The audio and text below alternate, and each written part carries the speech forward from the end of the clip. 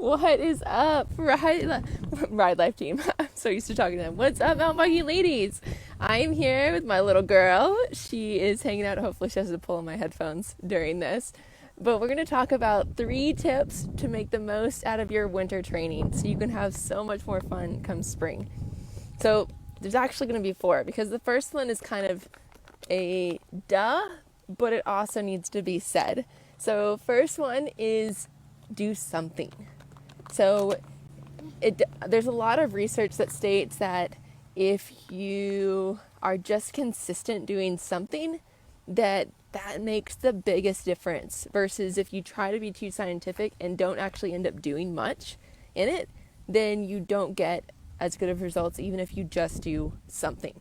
So I'd love to know, if you're watching this, if you plan on doing something, or if this is a new idea for you to do some winter training, if you've ever done strength training before. I'd love to just hear from you on this. And I'd love to know if you're on here live with me. I think I have some people on here. I think I see 7 people on here. So I'd love to know if you're here hanging out. So just be consistent doing something is number 1. That's the biggest thing. Number 2, which is actually the first start of the 3 tips, is core strength matters. If you are going to do any workouts, any exercises, then I need you to focus on your core strength. That plays such a big role in, 1, your posture on the bike. That helps with your traction. That helps with your ability to climb technical obstacles. It also helps with your ability to use your glutes with your quads. So a lot of your movement patterns. It helps with your ability to offload your hands. It helps with just so many different things. So if you're going to do one type of exercise because you're strapped for time or you just really hate exercising, then do core strength exercises. Tara, what's up, girl? I see that you're on here. Bridget, love that you're going to do some spinning, some fat biking. I love it. If you're popping on here now, I'd love to know what your plans are for winter training and if you are going to do it for the first time or not. So number 1 was be consistent. Number 2 was do core training. It's such a big deal. Yes, Marlene, core strength training has helped so much. It helps so much for ski season. That's exactly right. Anything that you are going to be doing outside, hiking, skiing, a lot of it, core strength matters so much for us women. It just takes the cake for it. Number 3, which is technically number 2 because the first one was a gimme. That is, if you're gonna do endurance training, I need you to do sweet spot training. Sweet spot training is where you are working just shy of what you consider hard. And you are working on building up your tolerance, your minutes in this position. And so this means that you can work and you are gaining more aerobic capacity. And so you're able to go longer and harder in the woods, but without burning what I call your battery. If you go into your anaerobic zone where you are working technically hard, then you are burning what your battery is. You only have a limited lifespan in that like hard or above in the threshold zone 4 and above. And so what you need to do is you need to increase your ability to hang out in your aerobic zone. And that means that you train your aerobic zone more. This aerobic zone is the best one for your time and effort into it for doing base miles, or what I do is what I like to make my clients do, because we don't technically have a ton of time. This isn't our like full-time jobs to train for mountain biking, is that you really work on your sweet spot zone. This zone will help you tremendously. And they said you'll take different rest breaks in it, but you're working on your total time in your workout being in the sweet spot. And thanks, Cindy, and thanks Megan about talking about my programs. There is a challenge coming up in the Ride Life team. It starts on Monday, and this is kind of a prep of like, hey, if you need a little bit more program to follow, then check out the Ride Life team because it has workouts, it has some different intervals, it has a little bit more information about endurance training and how to make it work for your life. Bridget said, is there core strength abdominal work? It is, but it also includes your entire cylinder. So going back to core strength from Bridget's question, your core is not just here. It's not just your abs. This is an important part of your core, and so you definitely need to work it. And for us women, the lower core is one that we have issues with working or not. And that's an important component, but you also need to work your back. You also need to work your trunk as a cylinder.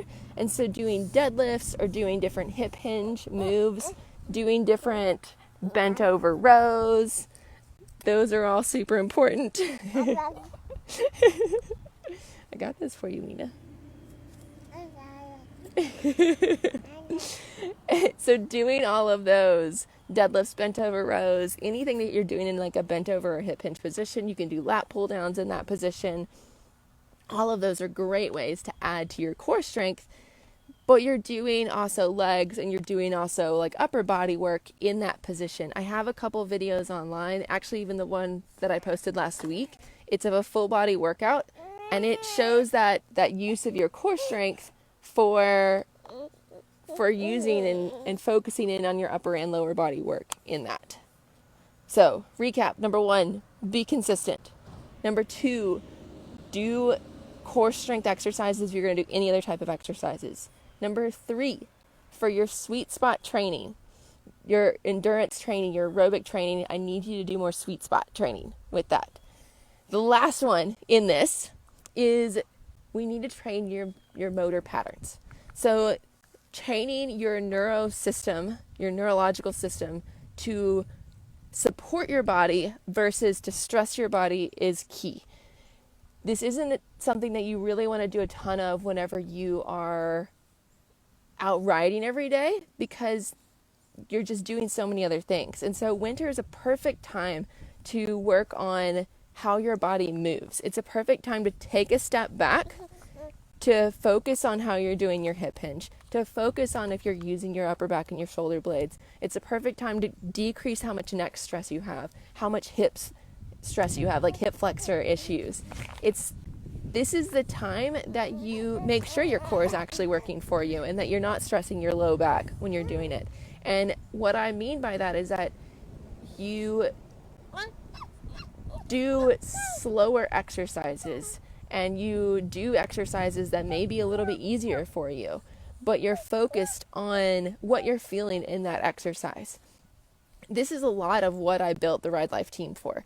It's to help you understand how to move your body. I had a client tell me this morning, she goes, it's interesting, I can actually tell on the bike, because she did Sarah Hunter's Mindful Weekend that was here in Western North Carolina. If you get the chance, I heard great things about it.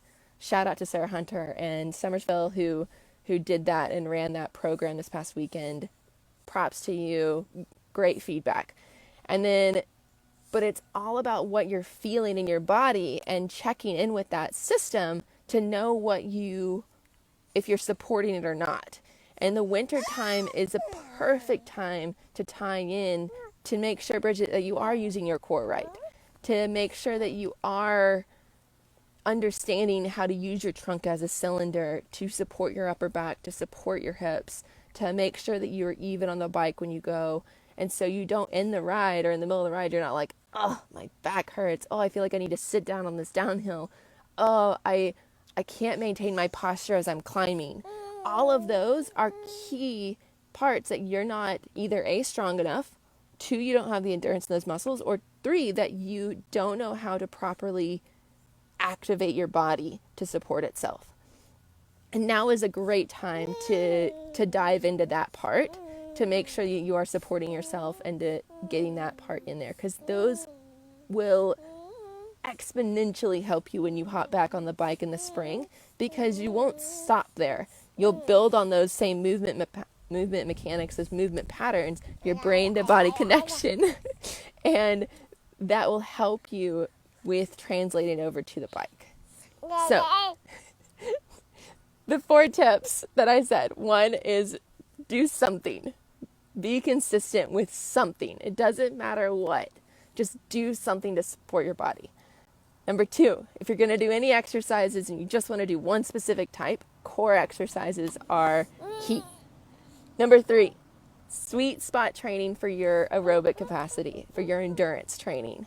And then number 4, build on your movement patterns, your brain to body connection on how you're supposed to be moving to support your body to help you with different areas.